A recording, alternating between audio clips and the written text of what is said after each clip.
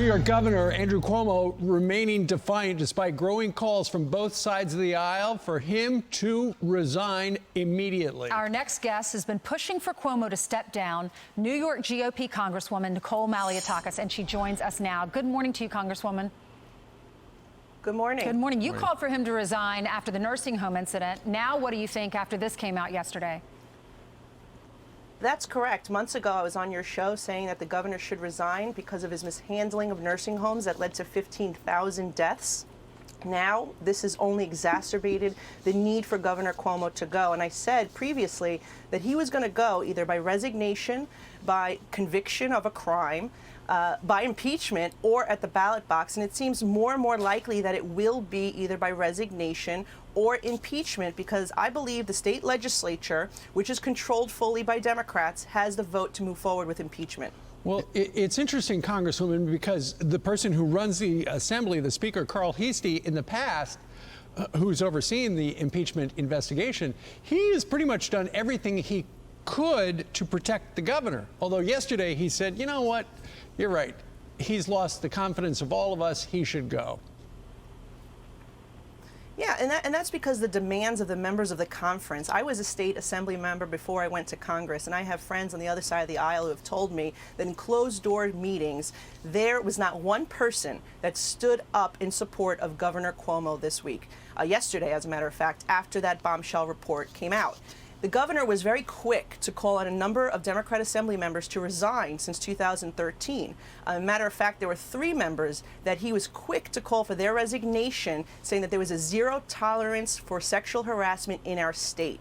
And the governor also led the legislature to harden the laws related to sexual harassment. So he, violated his own laws that he had put in place, as the Attorney General report indicated.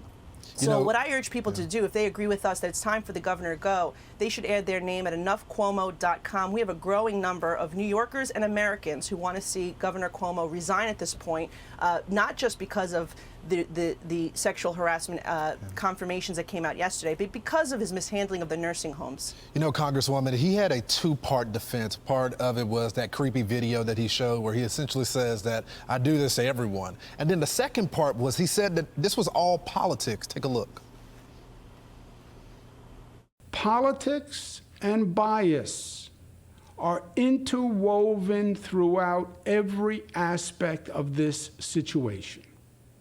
One would be naive to think otherwise, and New Yorkers are not naive. So, Congresswoman, is this all politics?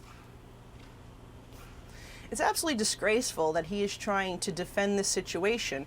There were 74,000 different documents, emails, communications that they reviewed. This was a 5-month lengthy investigation. They interviewed well over 100 individuals that were very close to the governor, former staff members, people that was in his circle of trust. I think the most damning one was the state trooper, somebody who was appointed to serve and protect the governor. Even she was sexually harassed by him. So there's no way for the governor to survive this. And I think that if he does not resign, he will be impeached by the state legislature, because quite frankly, everyone has had enough. And these accusations of politics it's truly disgraceful that he is taking that tone after what the report, this disgusting report that was issued yesterday.